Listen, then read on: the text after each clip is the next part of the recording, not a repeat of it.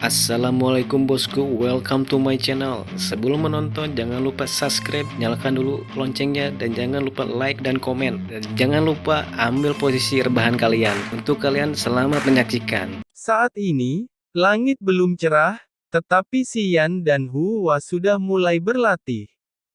Melihat Ye Chen kembali, Xian berlari seperti peri kecil lagi. Dia tersenyum terlebih dahulu, lalu mengulurkan tangannya. Guru, beri aku petunjuk tentang jurus rahasia. Xian, Ye Chen menemukan tempat yang nyaman untuk duduk. Adalah hal yang baik untuk mempelajari jurus rahasia dengan cepat, tetapi kamu harus terlebih dahulu memahaminya dan mempraktikkannya sendiri.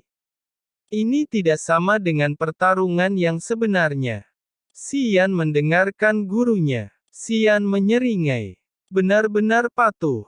Ye Chen tersenyum, lalu Ye Chen mengeluarkan klon. Nah, dalam beberapa hari ke depan, kamu bisa berlatih dengannya. Jika kamu bisa mengalahkan klon, aku akan mengajarkan tahap latihan selanjutnya, tapi aku bisa mengingatkanmu untuk bersiap untuk dipukuli. Tidak apa-apa, aku tidak takut sakit. Xian menyeringai, lalu berbalik dan mengeluarkan pedang roh, dan menyerang klon Ye Chen, yang terlalu sia-sia. Selanjutnya, Ye Chen tidak tahan melihat langsung, Xian langsung dipukuli dan tidak bisa mengangkat kepalanya. Untuk ini, Ye Chen tidak terkejut. Meskipun Xian mengembangkan bakatnya dan mempelajari dengan cepat, kemampuan bertarungnya yang sebenarnya masih jauh dari cukup, belum lagi dia masih berhadapan dengan klon Ye Chen. Jika Cusuan ada di sini, dia pasti akan memarahi Ye Chen karena terlalu keras pada Xian. Dalam beberapa hari berikutnya, Ye Chen jauh lebih sibuk. Tidak bisa turun gunung, selain mengajar Xian dan Hua berlatih, hal yang paling dia lakukan adalah berlatih formasi matriks. Dengan cara ini, setengah bulan berlalu dengan tenang. Pada hari ke-16, Xian mengalahkan klon Ye Chen, yang sangat mengejutkan Ye Chen. Dalam beberapa hari ke depan, kekuatan tempur Xian telah jauh melampaui Hua. Murid hebat seperti itu telah membuat Ye Chen merasa malu. Anda harus tahu bahwa dia telah berkultivasi selama sebulan. Bakat ini disebut monster. Saat itu malam, dan Ye Chen kelelahan, lelah, berbaring di bebatuan dan bangun untuk tidur. Namun, Sekte Heng Yue tidak tenang. Itu masih di tempat Yin Ziping berada. Di dalam kamar, Yin Ziping menatap tempat tidur dengan sangat kagum. Ada seorang murid perempuan yang sedang tidur, dan jika Anda perhatikan lebih dekat, bukankah itu Tang Ruxuan? Oh, gadis kecil yang cantik. Yin Ziping tersenyum menjijikkan. Untuk mendapatkanmu, aku benar-benar menghabiskan banyak waktu. Yin Ziping tersenyum semakin jahat, dan berkata, jari-jarinya tidak lupa meluncur di sekitar pipi Tang Ruxuan. Kamu harus menyalahkan Ye Chen jika selama kamu memiliki hubungan baik dengannya, aku akan membuatmu mati sangat. Tenang, aku akan menjagamu dengan baik. Yin Ziping memperlihatkan gigi putihnya dan menusuk sepotong baju Tang Ruxuan dengan tusukan. Tentu saja, saat dia akan melanjutkan perilakunya yang kejam, raungan datang dari luar. Ledakan. Kemudian, Kong Chao dan beberapa murid lainnya terbang masuk. Setelah itu, Ni Feng, Nangong Yue dan Si Tunan bergegas masuk terlepas dari urutannya, lalu Xiong Er dan mereka. Kau sialan. Melihat Tang Ruxuan terbaring di tempat tidur, kepala Xiong Er meraung, dan sepasang mata kecil meledak menjadi mang dingin, dan segera menyerang dengan gada. Aku tidak bisa menahannya. Yin Ziping mendengus dingin dan menerbangkan Xiong Er dengan satu telapak tangan. Ni Feng bergerak, dan tembakan itu adalah serangan tunggal. Namun, serangannya, Di mata Yin Ziping, lemah, dan dia membantai pedang, yang dengan mudah dicengkeram oleh dua jari Yin Ziping. Yin Ziping mendengus dan menjatuhkan Ni Feng dengan satu telapak tangan. Si Tunan juga bergegas, tetapi disapu oleh Yin Ziping. Meski sangat terkejut sehingga seluruh ruangan runtuh, menyebabkan para tetua sekte Heng Yue mendengarnya. Segera, semua orang dibawa ke aula utama sekte Heng Yue. Segera, Yang Dingtian, yang diberitahu tentang berita itu, juga saling bergegas, terutama Lin Qingshan paman Xiong Er, yang datang langsung dengan membawa pedang. Jika kamu tidak memberiku laporan tentang keluarga Xiong hari ini, maka pergilah berperang. Di aula, Xiong Er meraung tanpa henti, dan dia tidak sembuh karena cedera Yin Ziping, yang menyebabkan dia terluka lagi, dan dia tidak bisa diam. Stabil. Yin Ziping, ku ambil nyawamu. Paman Xiong Er Lin Qingshan hanya menembak, lubang pedang menembus ruang, dan Yin Ziping terpaksa pergi. Lancang. Seorang tetua Taisang segera membeku, dan Lin Qingshan mundur dengan telapak tangannya. Yang Dingtian datang ke langit, mengeluarkan energi gelap di tubuh Lin Qingshan, dan kemudian mengambil pedang pembunuh di tangannya, menatap Tong Xuan, "Guru, saya ingin membunuh Yin Ziping hari ini, apakah Anda mau melindunginya? Tapi aku tidak tahu kejahatan apa yang dilakukan para murid, kamu akan membunuhku." Yin Ziping bertanya dengan panik sebelum menunggu Tong Xuan. Brengsek, berani berdalih. Lin Qingshan menghela nafas dengan marah. "Paman, kamu salah." Yin Ziping berkata dengan tergesa-gesa. "Saya bahkan tidak tahu bahwa Tang Ruxuan ada di kamar saya. Begitu saya masuk, mereka menyerbu masuk. Mereka memukul saya. Saya tidak tahan. Akan terlalu terburu-buru untuk mengambil hukuman mati ini.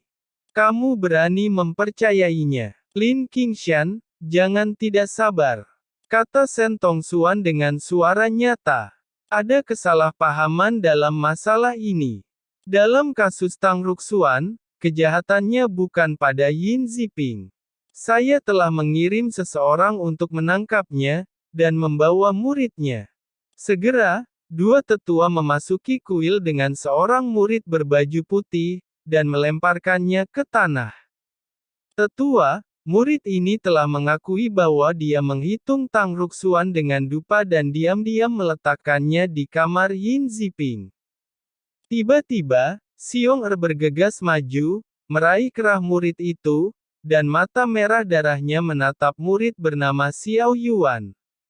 "Katakan, siapa yang melakukannya untukmu, atau aku akan membunuhmu hidup-hidup." Anehnya, Xiao Yuan tidak setakut yang dia bayangkan.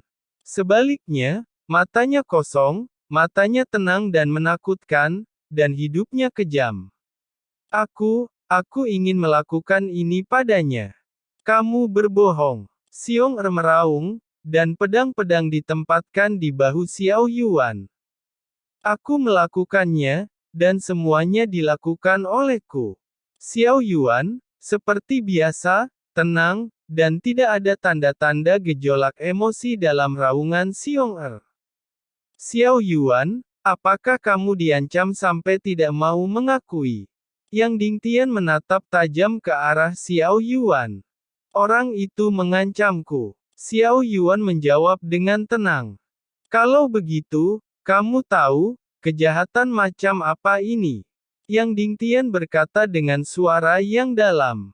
"Kejahatan ini adalah hukuman mati." "Tentu saja saya tahu," jawab Xiao Yuan, menunggu fluktuasi emosional, seperti orang yang tidak berjiwa, dan apapun di luar dunia sepertinya tidak membuatnya merasakan gelombang apapun. "Aku bilang itu bukan aku." Yin Ziping mencibir, melihat Yang Dingtian. "Apakah Anda melakukan terlalu banyak jebakan untuk menyingkirkan saya?"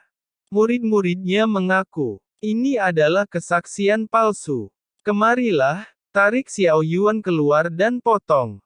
Tong Xuan berteriak dengan keras, murid ini tidak disayangkan. Segera, kedua tetua melangkah maju lagi, meninggalkan Xiao Yuan. Perlu disebutkan bahwa pada saat Xiao Yuan dibawa keluar, Xiao Yuan menatap Yin Ziping dengan tatapan nakal, dengan amarah, kebencian, dendam, dan memohon di matanya. Yin Ziping juga meliriknya dengan seringai. Arti matanya sepertinya, kamu bisa pergi jauh-jauh, kamu bisa mati jika kamu mati. Setelah Xiao Yuan dibawa keluar, Tong Xuan berkata perlahan, sekarang kebenarannya terungkap, ayo pergi. Lin Qingshan mendengus dingin, dan keluar dengan Xiong Er yang terluka parah. Yin Ziping, cepat atau lambat aku akan membayar perbuatanmu. Xiong Er tidak lupa menggeram saat pergi. Meninggalkan. Yang Dingtian juga menarik napas dalam-dalam, dan tidak lupa untuk menatap Yin Ziping dengan dingin sebelum pergi. Menyaksikan orang banyak berdiri, Yin Ziping tersenyum menghina dan memperlihatkan gigi putihnya. Bertarunglah denganku, jalanmu jauh dari sempurna. Beberapa di antaranya untuk orang mati. Pertunjukan yang bagus baru saja dipentaskan. Di sini, Yang Dingtian dan mereka keluar dari aula, wajah mereka gelap dan menakutkan. Periksa untuk melihat apakah Yin Ziping memiliki kedekatan dengan Xiao Yuan baru-baru ini. Yang Dingtian berkata dengan suara yang dalam. Xiao Yuan jelas berbohong, dan dia harus menanggung kejahatan untuk Yin Ziping saat kematiannya. Ya, aku akan memeriksanya sendiri. Di pagi hari, Ye Chen menggosok wajahnya dan bangkit dari batu besar. Pertama, dia menggelengkan kepalanya, dan kemudian Ye Chen tampak gelap dan melihat api abadi. Ku bilang, jangan pukul wajahku setiap saat. Tadi malam, ketika Ye Chen mencoba pertempuran, dia kokoh dan terkepal oleh api. Tidak hanya tadi malam, setelah begitu banyak cobaan, wajahnya pada dasarnya dirawat secara khusus. Itu semua bengkok bagiku. Ye Chen mengeluarkan cermin kecil dan tidak lupa melihat ke kiri dan ke kanan. Melihat tubuh api abadi lagi, sepertinya tidak ada yang salah. Saya tidak tahu apakah itu kesalahan atau karena wajah Ye Chen memalukan, dan setiap kali begitu cepat dan akurat, wajah seharusnya tidak terasa terlalu nyaman. Segera, Ye Chen menutup cermin kecil, berguling dan melompat turun dari batu besar, dan berlari ke tempat Chu Ling Er bermeditasi. Bulan ini, inilah yang harus dia lakukan setiap hari. Chu Xuan telah berbicara lama sekali, dan hanya ketika Chu Ling Er keluar dari meditasi, baru bisa turun gunung. Jadi hei, ingin berjalan menuruni gunung, dia akan datang setiap hari dan meliriknya. Jika Chu Ling Er keluar, Ye Chen akan bebas. Setelah beberapa saat, Ye Chen sekali lagi datang ke gerbang batu di mana di dalamnya Chu Ling Er bermeditasi. Melihat gerbang tertutup rapat, Ye Chen menggaruk kepalanya. Aku hanya ingin bilang istriku, aku sangat merindukanmu, kapan kamu akan keluar untuk menemuiku? Jangan seperti ini, apakah kamu akan tinggal di dalam seumur hidup? Siapa yang istrimu? Segera, Chu Ling Er berteriak pada Ye Chen. Apakah kau sudah gatal ingin dipukuli?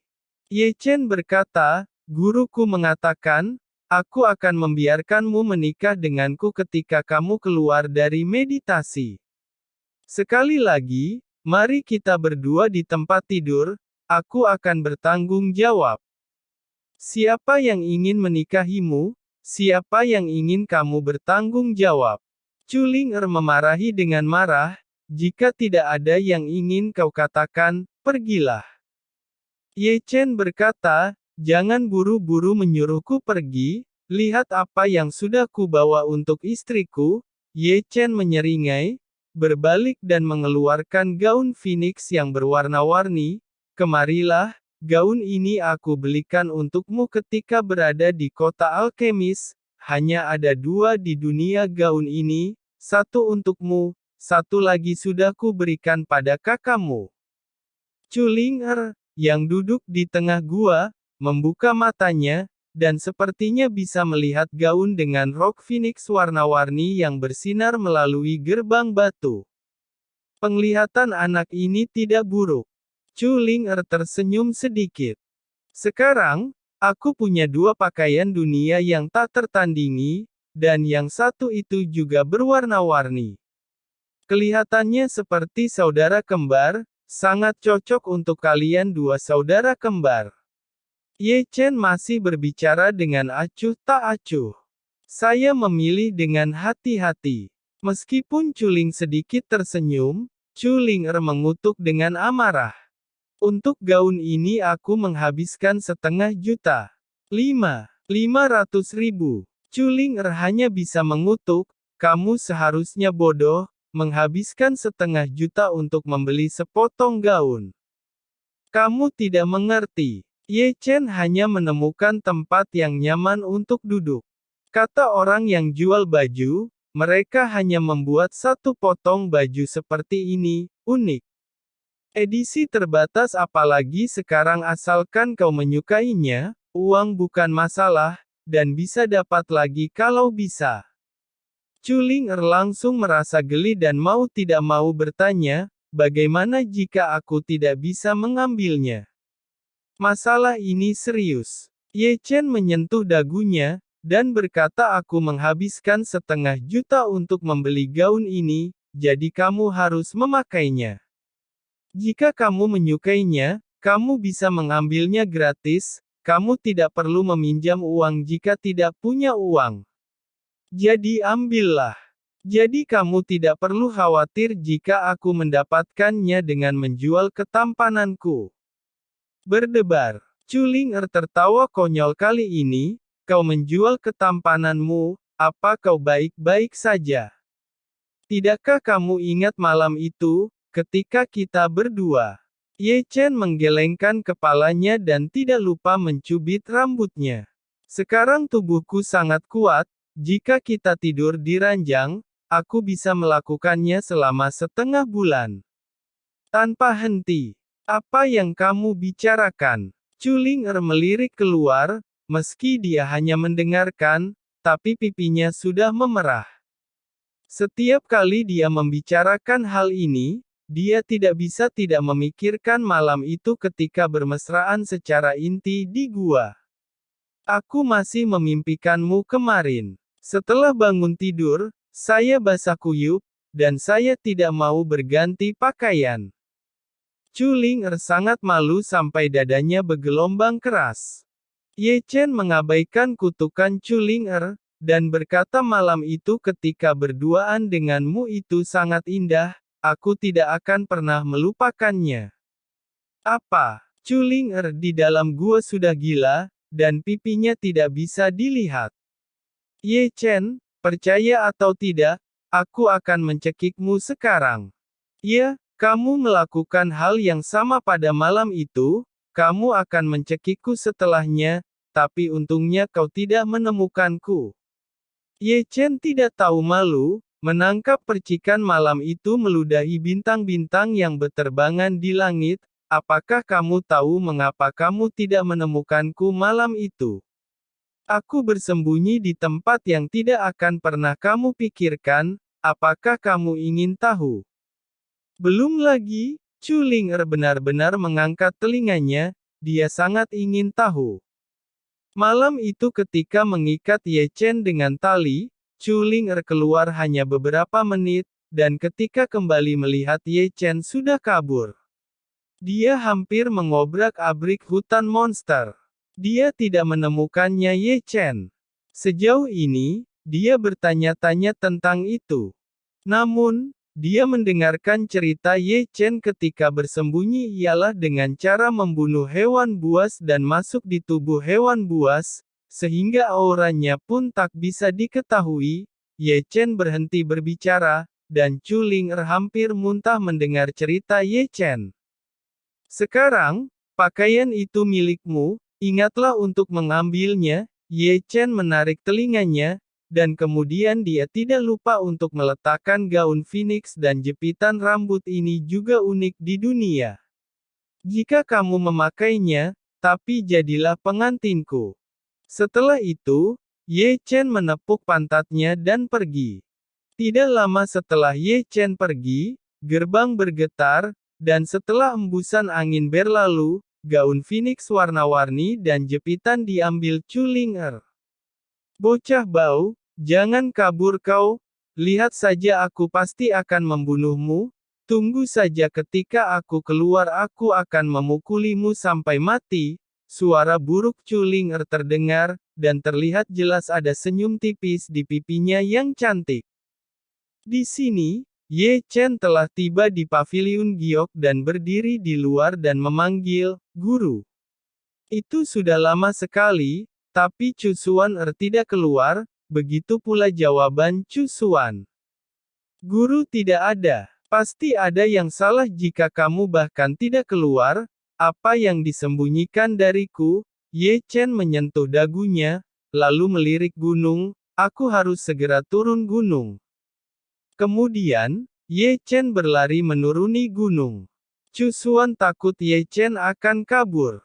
Chu Xuan menutupi seluruh puncak giok dengan pembatas, tetapi jika ditempatkan sebelumnya, pembatas ini masih akan menjebak Ye Chen, tapi sekarang dengan kekuatan Ye Chen, pembatas ini tidak berbeda dengan dekorasi.